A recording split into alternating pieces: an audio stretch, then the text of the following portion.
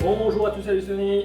Salut Max, on est de retour pour une recette sucrée. Qu'est-ce que tu vas nous Concocté. préparer, j'allais dire. Allez. Là, je te propose des chaussons. Alors, pommes et bananes. C'est délicieux. C'est vrai qu'on pense toujours à la pomme. Effectivement, la banane, elle apporte Ah beaucoup de saveur, une beaucoup de goût. saveur, une douceur, tu vas voir. Donc moi, je suis un inconditionnel des chaussons, donc je pense que je vais être le Tu premier. vas te régaler. Ouais, y a pas de souci. Voilà, Alors au donc, niveau pour des cette ingrédients, qu'est-ce qu'il faudrait? Alors, une pâte feuilletée, évidemment. Donc, si vous avez le temps, vous faites notre recette. On vous met le lien de notre pâte feuilletée. Sinon, alors moi, je vous conseille celle-là. Je fais pas de pub. Ouais, tu veux dire qu'on n'est pas payé, c'est ça? Ouais.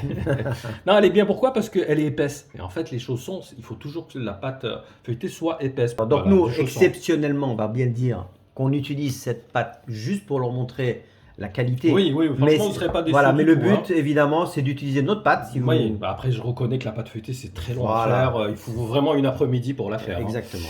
Donc, une banane, une belle banane. Des pommes, alors là, on a 3 pommes golden.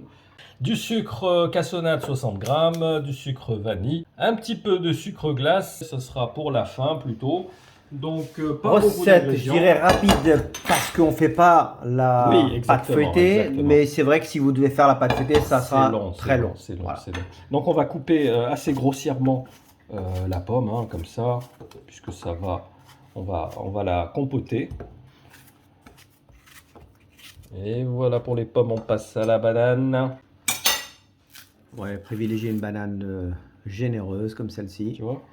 jaune de préférence, pas verte, Oui, parce que oui, sinon vous pas n'apprécierez verte, pas. verte, hein. Même si elle est, Ouais, bien, même si elle est plus mûre que ça, il n'y a pas de souci. bien marron, n'hésitez pas. C'est comme les golden, c'est pas la peine de prendre du premier choix, puisque vu que ça va devenir une compote, donc même des golden un peu fatigués, c'est pas grave, hein, aucun souci. Allez, on va mettre le sucre, plus le sucre vanille. Alors, on va laisser à peu près... On laisse mijoter. Oui, à feu doux, entre moyen et doux. Si les golden sont un peu desséchés, n'hésitez pas à rajouter un tout petit peu d'eau. Voilà, on va bien mélanger. Donc ça va prendre quelques minutes quand même. Hein. Là, on est peut-être à un quart d'heure. Ah On ouais, va voir. C'est vraiment selon la qualité de la pomme. Il y a des pommes qui fondent très très rapidement. Donc le but c'est de touiller, c'est ça? Bah, au début, juste pour qu'elle s'imprègne bien de sucre, pour que ça ne colle pas, que ça ne fasse pas, que ça ne caramélise pas au fond. Donc c'est pour ça, ne faites surtout pas feu vif, sinon le sucre va vite caraméliser, ça va attacher au fond. Donc on va laisser légèrement sur feu doux. Okay, et on va voir. C'est par rapport, comme je t'ai dit, à la pomme golden, si elle est assez humide, elle va cuire un petit peu plus rapidement. Allez, on va mettre feu doux et on va laisser comme ça. Allez, pendant que ça compote, on va faire notre pâte feuilletée. On l'ouvre, on va faire nos petits cercles. Tu vois l'épaisseur? Ouais, c'est très ça. important. Si c'est une pâte feuilletée fine, franchement, vous n'allez pas avoir un bon résultat, vous serez déçu. Donc ce qu'on va faire, on prend un bol, tout simplement. Et on va faire comme ça. Et tu sais qu'il y en a qui vont te poser la question en commentaire, mais quel est le diamètre de ce pot? Un bol, c'est tout. Alors, ce qu'il faut faire, c'est on va légèrement fariner.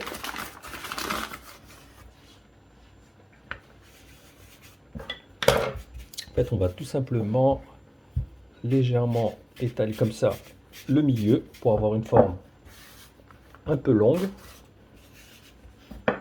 Voilà, tu vois, comme ceci. Donc c'est vraiment au centre.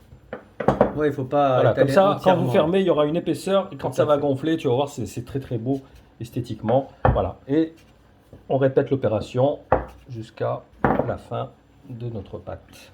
Allez, je te laisse finir.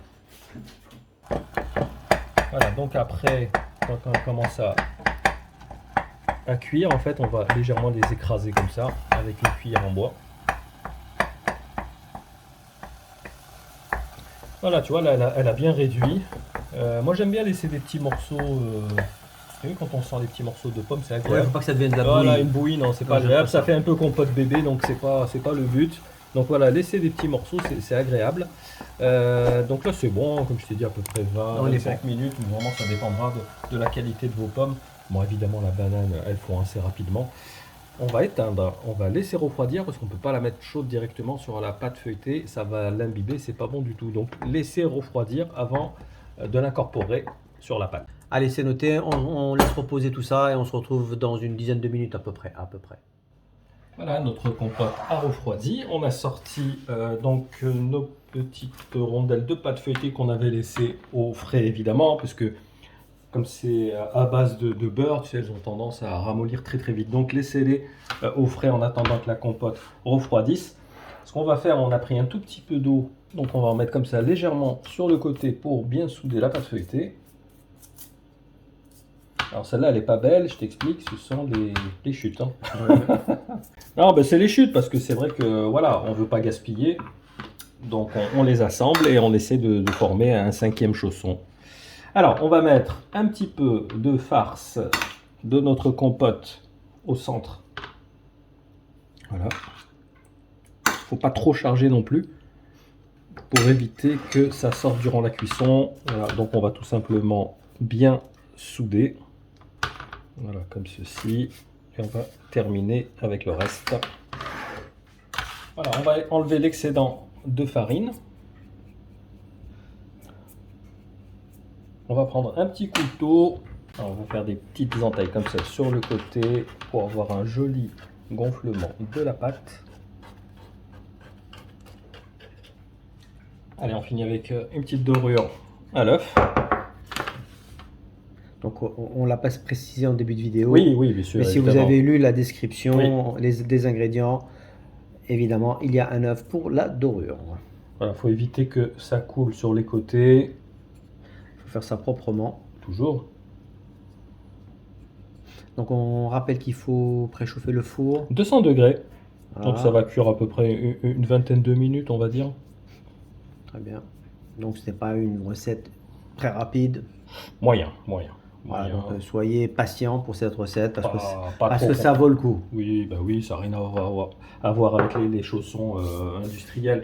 Donc on va faire un petit dessin comme ça, un petit motif, des petites entailles comme ça, régulières. Alors les entailles, on les fait avec le dos du couteau. Oui, parce que sinon vous déchirez la pâte. Parce qu'il y en a qui vont pas faire attention et boum, ils vont vous dire mais j'ai raté mes chaussons. Mais pourquoi? Parce qu'il fallait regarder notre vidéo attentivement. Il faut la regarder entièrement. Et attentivement aussi, chaque étape compte.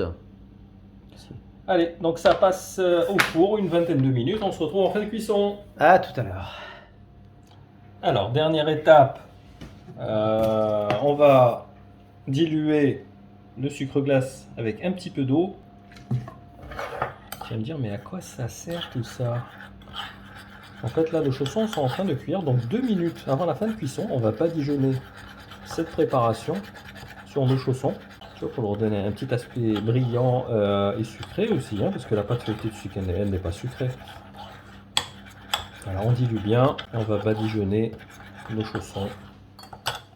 Voilà, donc on va les badigeonner avec notre préparation de sucre glace. Voilà, donc on va les remettre, voilà, 2-3 minutes au four. Allez, à tout de suite. Et voilà, nos chaussons sont prêts à être dégustés. Regarde, ils sont pas jolis, hein, tout bien gonflé. Ils sont, à mon avis, non seulement jolis, mais ils doivent être extrêmement oui, bons. Déjà, il y a une superbe odeur là. Parce que là, ouais, le parfum de la banane, là, il m'a monté le cerveau. La douceur de la banane, j'adore. Ça marie super bien avec la pomme. Hein. Eh ben, écoute, c'est une excellente idée, en tout cas pour un... Pause gourmande. Pause gourmande, allez, ben, écoute, on va se l'imposer tout de suite pour apprécier ces petits chaussons. On a dit donc...